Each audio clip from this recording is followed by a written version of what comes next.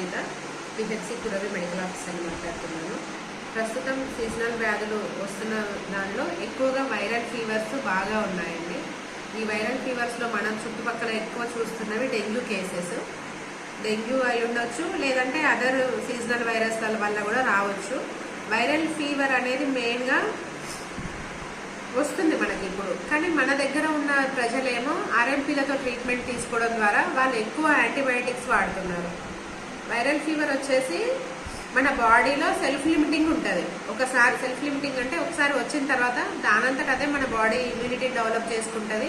ఒక 4 days తర్వాత నిదానంగా ఆ వైరల్ ఇన్ఫెక్షన్ అనేది తగ్గిపోతుంది, బాడీ క్యూర్ అవుతుంది. ఆ టైంలో మనం ఇవ్వాల్సింది కేవలం సపోర్టివ్ ట్రీట్మెంట్ మాత్రమే. అంటే జ్వరం ఉంటే జ్వరం తగ్గడానికి పారాసిటమాల్ ఇస్తాము, జలుబు ఉంటే జలుబు సిమ్టమ్స్ తగ్గడానికి టాబ్లెట్స్ ఇస్తాము. బాడీ పెయిన్స్ ఉన్నప్పుడు డైక్లోఫెనాక్ వాడకూడదు, కానీ మన దగ్గర ఆర్ఎంపీల్ డైక్లోఫెనాక్ ఎక్కువ వాడతారు. దాంతోపాటుగా మైల్డ్ యాంటీబయాటిక్ ఇస్తే సరిపోతుంది. చుట్టూ ఉన్న బ్యాక్టీరియాలు కూడా మన వాతావరణంలో ఉంటాయి కాబట్టి ఏదైనా బ్యాక్టీరియా అటాక్ చేసి ఉండొచ్చు అన్న ఉద్దేశంలో లో డోస్ యాంటీబయాటిక్ ఇస్తే సరిపోతుంది. కానీ మన దగ్గర ఏంటి అంటే ఈ ప్రజలు అవగాహన లోపం వల్ల దగ్గరలో ఉన్నటువంటి ఆర్ఎంపీల దగ్గర వెళ్ళి తెలిసి తెలియక క్యాన్లా పెట్టించుకొని హై డోస్ యాంటీబయాటిక్లు వాడడం వల్ల వాళ్ళ ఇమ్యూనిటీ అనేది పూర్తిగా తగ్గిపోయి డైక్లో ఇంజెక్షన్స్ యాంటీబయాటిక్ వల్ల ప్లేట్లెట్ కౌంట్ ఇంకా తగ్గిపోయి వాళ్ళు లోపలనే ప్లేట్లెట్ కౌంట్ తగ్గిపోవడం వల్ల రక్తస్రావం అనేది అవయవాలలో జరిగి డెంగ్యూ హిమరేజిక్ షాక్లోకి వెళ్ళే అవకాశం కూడా ఉంది. కాబట్టి డోస్ యాంటీబయాటిక్స్ అనేది అస్సలు ప్రిస్క్రైబ్ చేసే అథారిటీ అనేది ఆర్ఎంపీలకు లేదండి. ప్రజలు ఈ విషయాన్ని దృష్టిలో పెట్టుకొని ఫస్ట్ మీకు ఏమైనా సిమ్టమ్స్ వచ్చినప్పుడు మన దగ్గర మీకు దగ్గరలో ఉన్న సబ్ సెంటర్కి వెళ్ళి అక్కడ ఏఎన్ఎంస్ ద్వారా కొన్ని చోట్ల పీడిఎంఓస్ పల్లెదవాఖాన మెడికల్ ఆఫీసర్స్ ఉన్నారు, వాళ్ళ ద్వారా ట్రీట్మెంట్ తీసుకోండి. లేదన్నచో మన దగ్గర కురవి పిహెచ్సిలో మనకు మంచిగా బ్లడ్ తీసి మనం పంపిస్తాము. బ్లడ్ తీసి పంపించినట్టయితే మైబాద్లో జీజీహెచ్లో టెస్టులు చేస్తారు. మనకు అన్ని టెస్టులు కూడా ఫీవర్కి సంబంధించి కానీ లివర్కి సంబంధించి రీనల్ ఫంక్షన్కి సంబంధించి చాలా టెస్టులు ఫ్రీగా చేస్తున్నారు. ఈ టెస్టులు చేయించుకొని దానికి తగినట్టుగా మేము ట్రీట్మెంట్ ఇస్తాం. కాబట్టి మీరు ఏదైతే అనవసరంగా ఆర్ఎంపీల దగ్గరికి వెళ్ళి ఆరోగ్యాన్ని పాడు చేసుకోకూడదు, ఆందోళన చెంది డబ్బులను కూడా వృధా చేసుకోకూడదు అని కోరుతున్నాను.